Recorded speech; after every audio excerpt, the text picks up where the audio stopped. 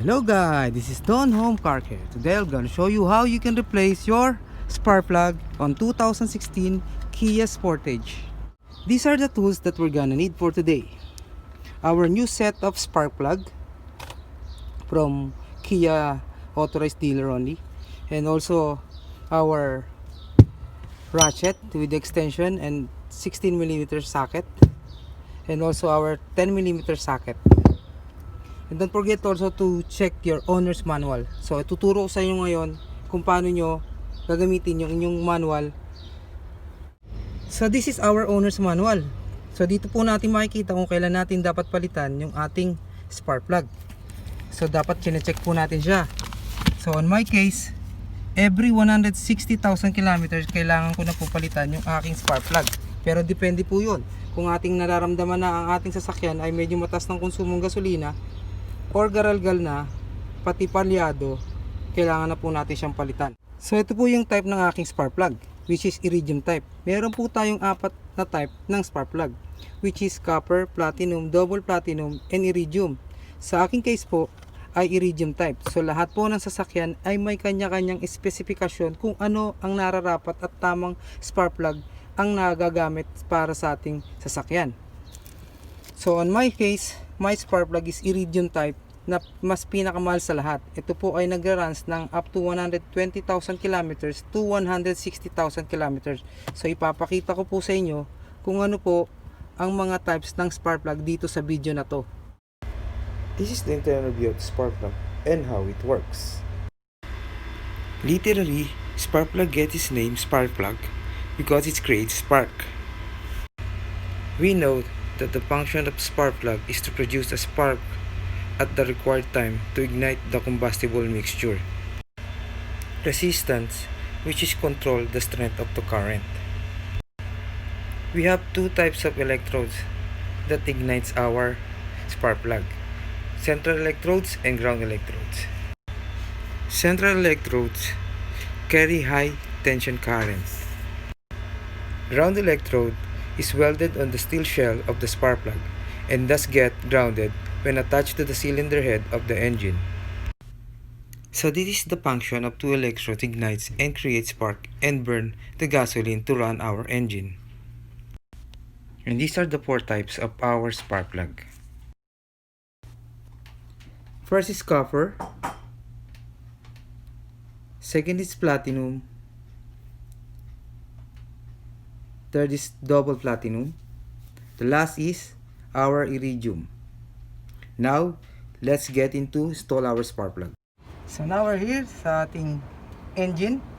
So tatanggalin lang natin po itong ating cover ng makina.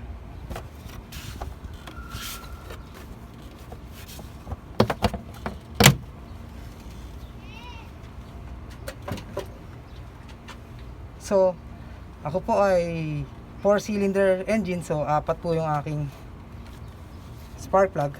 So before we remove the spark plug, tatanggalin po natin tong apat na bolt.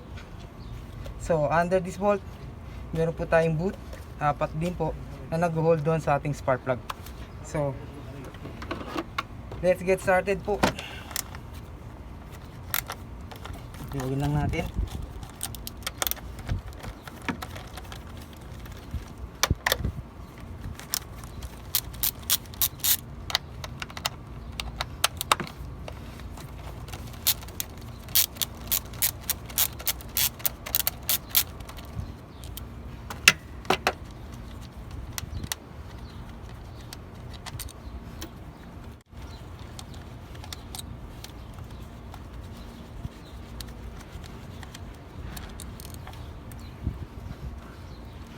Natin ito.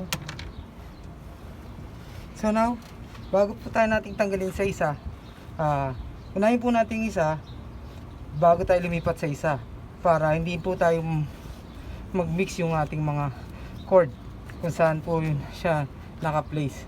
So yun po, tanggalin natin itong isang to, bunutin lang po natin. So bago po natin siya bunutin, babalik ko po muli, bugayan po natin ng blower or compressor air sa compressor para at least nalilinis na natin. Tanggalin po natin ulit. So, bigyan po natin sa loob.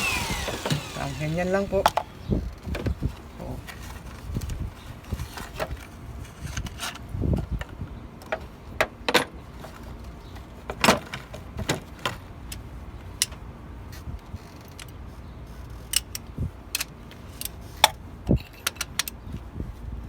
yan.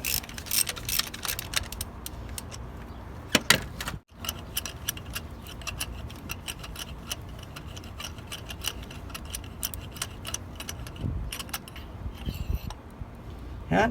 Ngayon po, tanggal natin na isa. Compare natin doon sa ating bagong spark plug. So ngayon, parehas naman po yung kanyang thread, yung haba po, yung kanyang height. So, yan po. Ganyan lang po yung pagpapalit. So, insert po natin sa ating 60mm spark plug remover. So, yun po, meron po siyang boot sa loob. So, yun po yung nag-hold dun sa ating spark plug para hindi siya malaglag sa loob. So, at least madali po natin siyang makukuha, mabubunot at saka may kakabit. Ganyan lamang po. Kabit, hindi po siya tumabingi. So, napil na po natin siya na nagumigpit. Lagyan na po natin yung ating ratchet. Mga snag po natin ng konti lang pak. Tapos konti lang ulit. Ayan. Pwede na po yan. Linitin natin. Yan po. Tapos ngayon balik po natin yung isa. Same process po. And then spray natin.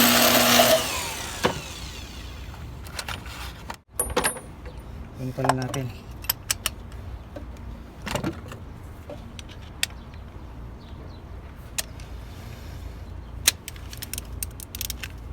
Open.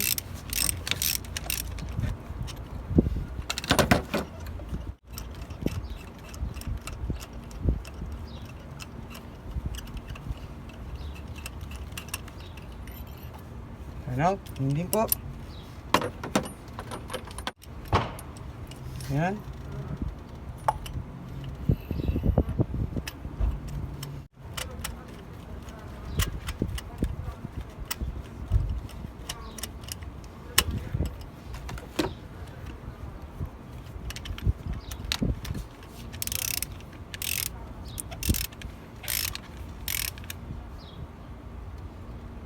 Snug. 20 foot round.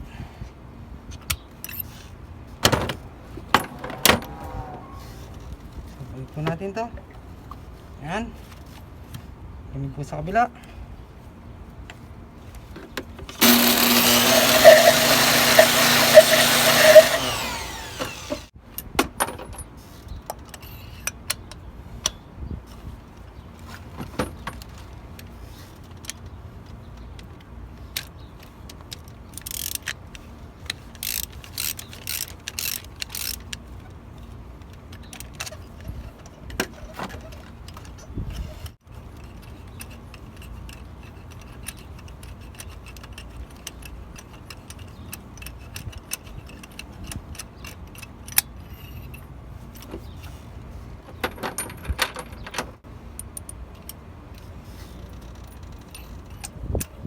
Ayan.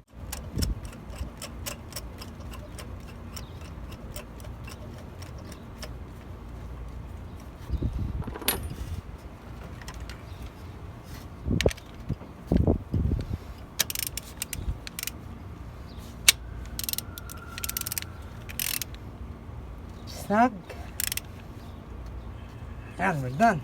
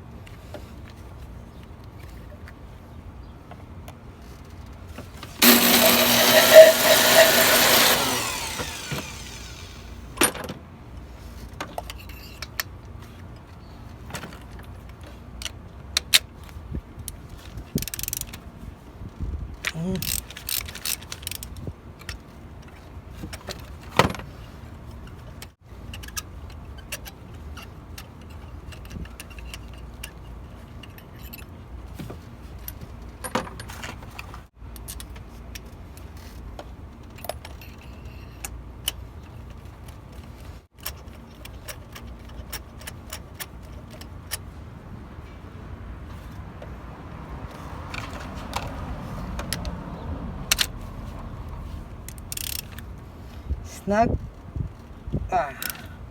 Okay. Now we're done. So balik natin po ito.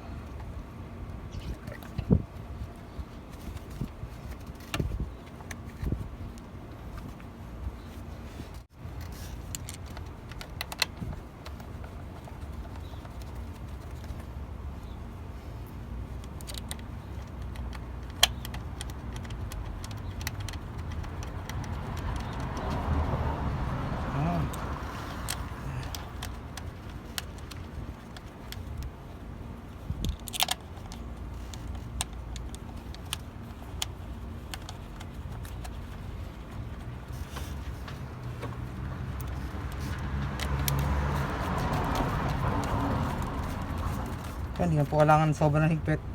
Mga 10 lang po to.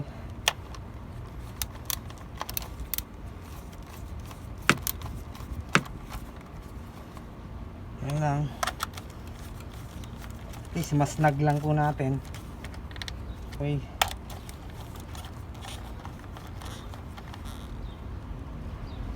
Yan. So, tapos na po tayo. Balik na po natin itong ating engine cover.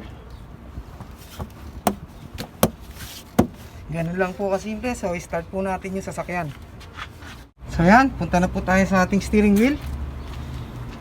Start na po natin yung ating sasakyan.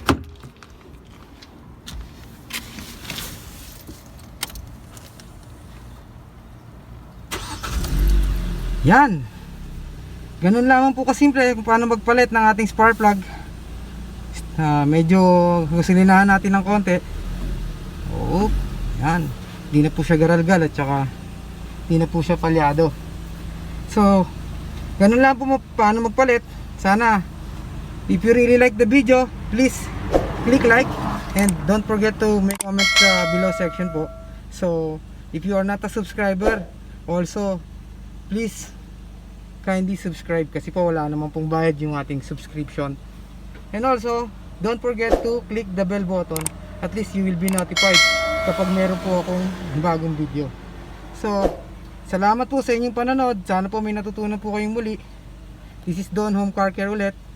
Bye!